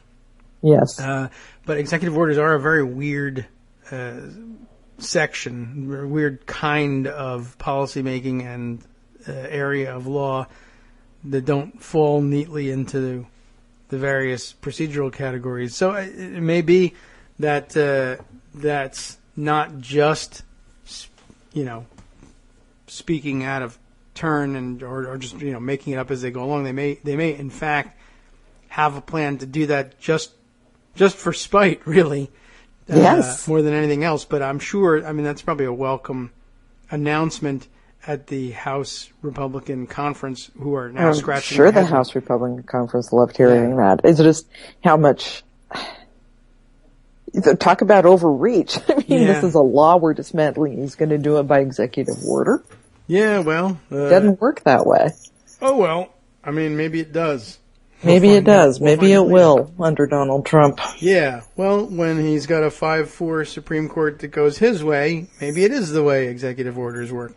And it doesn't really matter so much who was president at the time a law was signed. If a later president says, I wouldn't have done it, that could be enough. Here's my signing statement on this, but you didn't sign this law. I know, but I know who did. And I signed this statement. That's the point. Oh. And, I guess he could just say, I don't want this enforced in this way. And if you have people in your cabinet who have no governmental experience, but whose experience is when the boss says this is the way it is, that's the way it is, I won't enforce it. And then we're left with one of those weird situations where nobody who's supposed to be in the job of enforcing the law is particularly interested in doing it. And I guess we'll have to work it out from there. I suppose at that point, states, with respect to the healthcare laws, maybe states will end up suing the federal government to force them to obey the law. But, we'll have to see how that one works out. We'll have to see. Wow, okay. I'm sure they're relieved in the House, though. They can't figure out a way to repeal it correctly, so they'll just have it done incorrectly, but it won't be their fault. Well, and, they were trying to get Trump to do this, I think, possibly so that when it becomes horrible, they end up having to take the blame. The Trump administration takes the blame and Congress doesn't. I don't know. Maybe. Right. Well, we'll have to see how well the Trump folks have thought this through, which is kind of a dumb thing to wonder about. Really? I think we can probably guess. Okay, well that's breaking news. I'm sure to the great relief of Republicans who can't quite figure out exactly what they're going to do or how they're going to do it or how they're going to survive it politically if what they want to do actually happens. Somebody else is going to take responsibility for it and take care of it and make it happen. And now we have Rep. Chris Collins after the Pence meeting saying, we have 6 months to work out Obamacare replacement. We don't have a plan today. You haven't had a plan for 6 years. It's amazing for him to say it out loud, though. You're going to have it in 6 months? Well, no. But it is their first time saying that they don't have one, I think. They've always just said, it's coming, or we will have one, but I've never heard them say, yeah, well, we don't have one now, but I'll get one. Well, that's... let's see, what else? Oh, you got more. Good. Yeah. Who's breaking this to you? Russia investigation. It's going to start with Corker in the House Foreign Relations Committee, or Senate Foreign Relations Committee. And they're going to start by, get this, probing the Obama administration's response to reports of Russian hacking. Well, they have to get started somehow, and that's familiar. So, yeah. well, as long as at least we know it's Obama's fault. Right. We can figure that out. So, it's his response to the Russian hacking that is suspect. Not because Trump had a reaction to it too. Right. And arguably, as bad as you might think the Obama administration's reaction was, I suppose saying "nuh-uh" is always a worse reaction than anything that you'd think. I do, but well, okay, so that's a good place to start. It represents a bit of progress. They're not investigating why it's Hillary Clinton's fault. There is that. Although, Foreign Relations Committee, I think probably we're going to get some State Department. They'll figure out how to blame it on her. Yeah. Even though she wasn't there. Even though she was the victim. Yeah. Well, I wonder how Corker will handle it, or whether he's still upset at all for not being chosen as Secretary of State because he's too short, among other things. Would he hold that against Trump? I mean, he's going to have to work up to it, I guess. Well, I wonder what McCain and Graham are going to be thinking about this, because they're the ones who were saying, we must have a select committee to investigate Russia. We must have a select committee. And McConnell tells them, no, the regular committees can handle it. And they say, well, okay, you're right. The regular committees can handle it. Yeah. And this is what they're getting. I'll be curious to see. I mean, they might, they are Republicans. They might not object. I don't know. They might, on the other hand, say, there's no longer any. This would have made sense in the middle of an Obama administration. If he were going to run again, or it was 2014, they would likely go along with it. But I don't know necessarily that they will see any particular value in doing this, and that might in fact make them rather angry. We'll have to see how they react to it, or they may, for pragmatic purposes, say this was always going to be difficult to get a Republican Senate to investigate this issue with an incoming Republican president who supposedly benefited from this.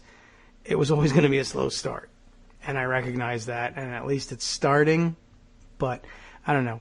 My guess is if they're not in charge of the investigation, they'll be unhappy with whatever happens, just not unhappy enough to actually stop it or redirect it. Okay, so they're busy. Did they come up with a schedule, or just generally speaking, they're going to investigate Obama?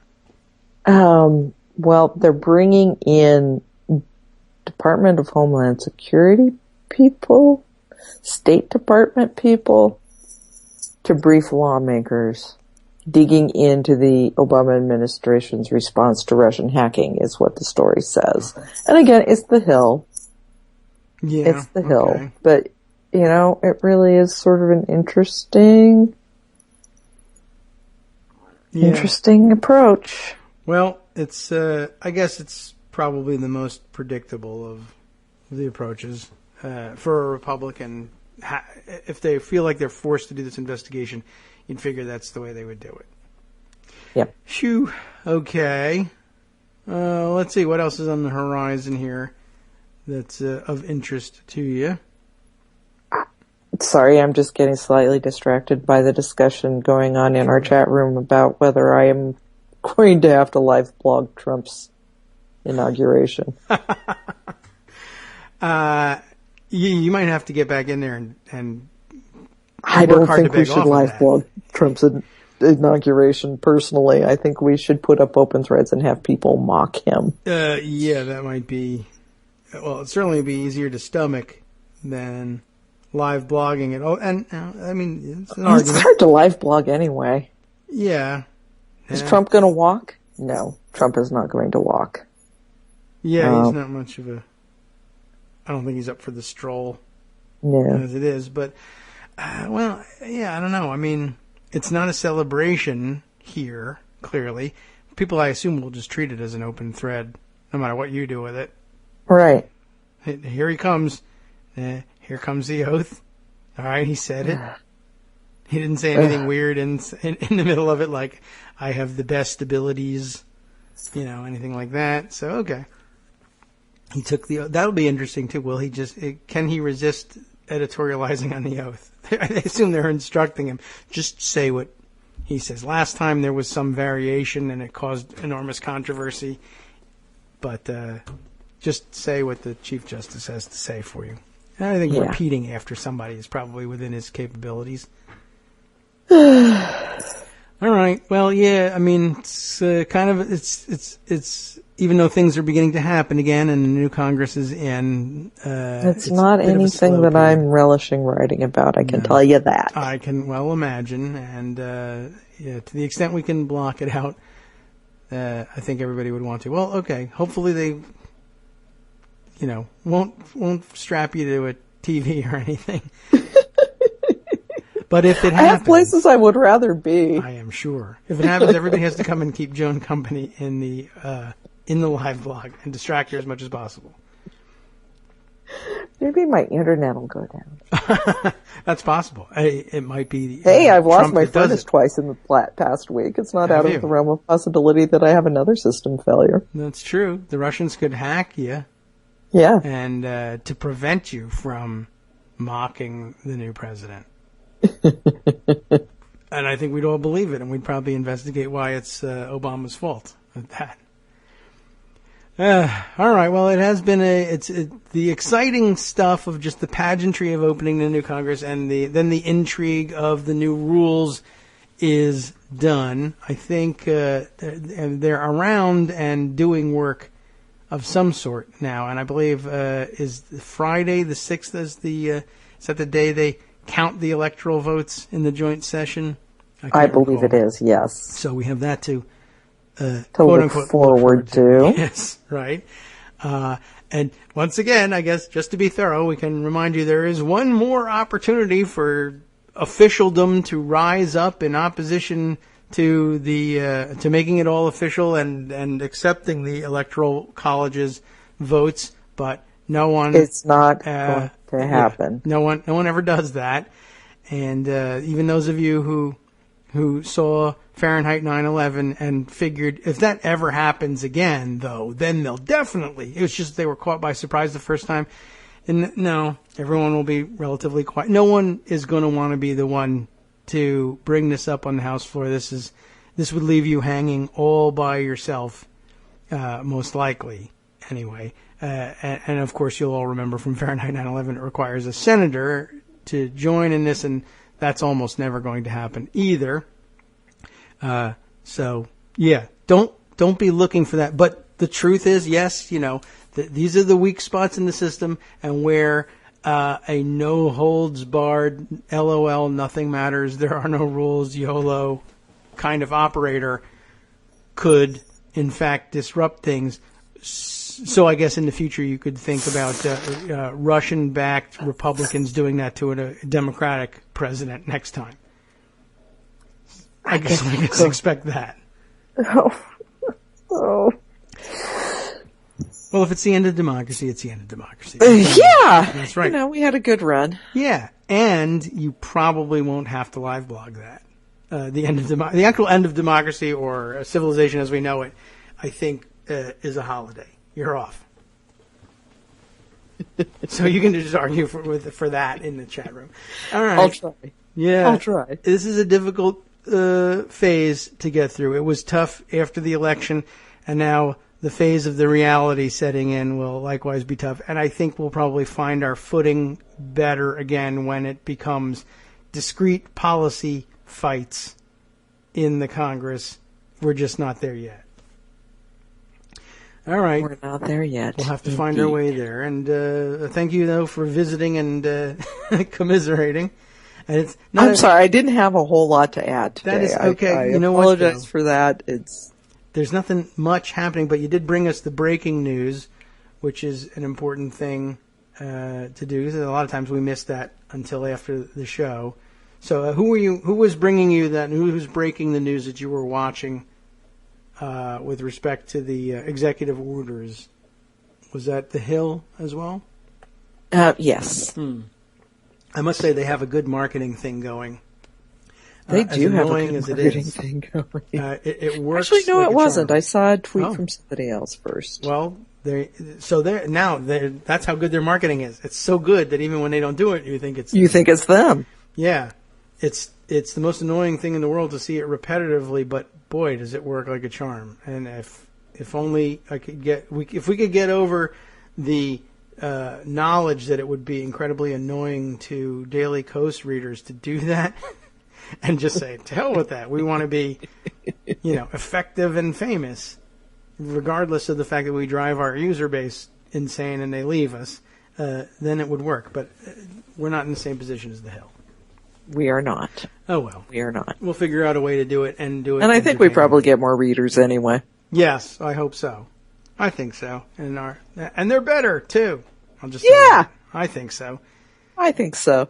All right. Well, on that note, then we can probably maybe you should get back in there and argue for not having to live blog the inauguration. I don't want you to get stuck with that one, but I don't want it to be me either. So,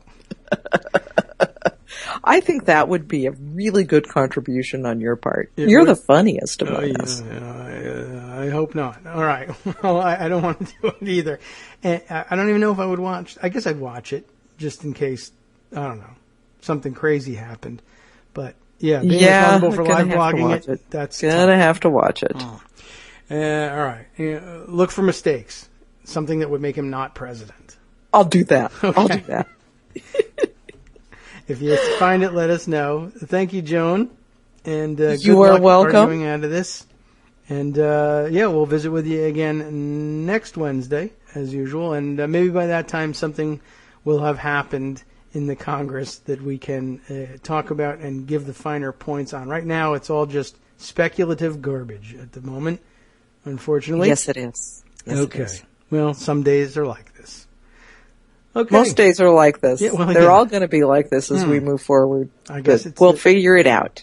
Right. Not normal, as we're told. This is the new normal, is that it won't be normal. Is not normal. Yeah. We can't let it be normal. Right. Even the language trips us up. Okay. Well, I'll wrap it up here then. And thanks for coming by. We'll visit with you again next week. And who knows whether something or nothing will have happened in between then and now. We'll do our best. Yes. To inform. Okay. Take All care. right. We'll visit with you again next week. Thanks, Kagro. Thank you, Joan. Senior political writer at Daily Kos, Joan McCarter, visiting with us, a regular Wednesday stop. Just as it happens, not that much happening except the world being turned upside down bit by bit. But all reporting is speculative at this point.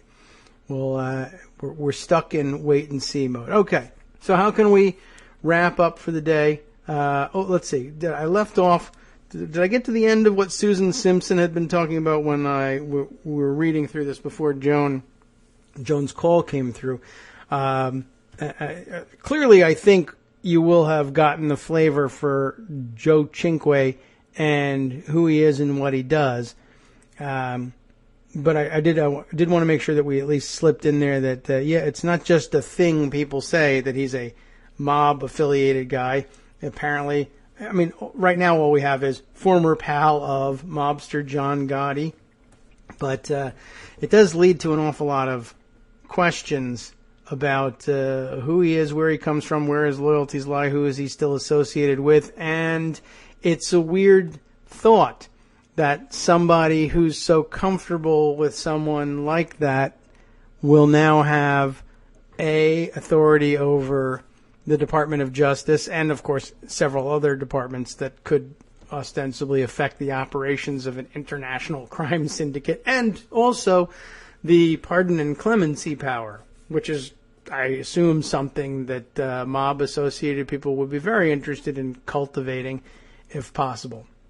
Anyway, I think that is probably that might have been the end of the official short tweet storm from Susan Simpson, but there are a few exchanges that she has on the side with people who are responding to her information here, which are also interesting. You'll see all of that in the linked responses to the tweet storm that started with, I'll remind you, the weirdness that it is Joe Chinque who holds the registration on Trump Tower Shanghai and Trump Tower Beijing. Well, much more information out there on Joey No Socks, and including some weird video of him being feted by his own American Academy of Hospitality Sciences at a party being held for whatever reason in Berlin, Germany. Remember, the American Academy of Hospitality Sciences. But why limit yourself to America if you can find hotels all over Europe that will likewise comp you in exchange for magically winning a 6-star Diamond Award? And if you've never heard of the 6-star Diamond Award from the American Academy of Hospitality Sciences, let me just tell you this. Some of the past winners of the 6-star Diamond Awards have included fabulous properties like Mar-a-Lago and Trump Resort, this, that, and the other thing, or a golf course, or the one in Scotland, or wherever. And there's no end to the stable of stupid awards that have been given to Trump properties. And Trump now, that name is worth that much more. The guy got elected president. Joey No Socks' business just went through the roof. So we'll catch up with who he is and what other dumb things he's been involved with. And there's other fantastic developments we need to bring to your attention as well. We're definitely going to want to spend time some point in the next day or two, including any pre-recorded programs that we happen to put together for Friday, on David Dayen's latest, this one bearing directly on Treasury nominee Steve Mnuchin and his practices when he was at the head of his One West Bank. Of course, David brought to our attention, probably, 2 weeks ago or so, that this was a highly questionable outfit Mnuchin was connected with. But now some more specifics, and aimed and timed beautifully, I think, to coincide with his the consideration of his nomination for Treasury Secretary. I'll catch you up on all of the sordid details of all of that, perhaps tomorrow, perhaps recorded for Friday. Reminder again, Josie Duffy Rice can come by early this week just to catch up with her. It's been a while. So we'll be back with her report tomorrow as well. And, I may even be able to guarantee that Friday thing if I can. Now I feel like I want to go right into it, read you that Steve Mnuchin thing, at least so I can have knowledge of talking about it tomorrow. Okay, enough with the housekeeping. It's time to hand things over to the guys at the after show. There was, of course, I'm sure, plenty of news that I failed to get to today, even despite Jones' breaking news updates. Let me tell you all about the Wednesday program. The White House rejects Trump's request to halt Guantanamo transfers. Ooh, last-minute drama there. Trump refuses a settlement in his restaurant lawsuit. Which one is that? Is it the one at the D.C. hotel? And California not only feeds the world, it feeds your head, too, as cannabis profits exceed the next 5 largest crops combined. I guess not much of a surprise there. For the last half, they'll be reporting that for Native Americans, reclaiming family heirlooms can be a tricky business. And fueled by waves of dietary trends, food gentrification is hurting poor communities, but one group is fighting back, an encouraging sign. From Daily Kos Radio on netrootsradio.com, you have been listening to the Kagro in the Morning Show with David Waldman. Thank you very much for listening. You can always, of course, show your appreciation for and support of the show at our Patreon account, patreon.com/KagroX. Easy to find, easy way to add monthly support to our coffers here and keep us going, bringing you the news that helps you stay sane in times of trouble. I'll talk to you tomorrow.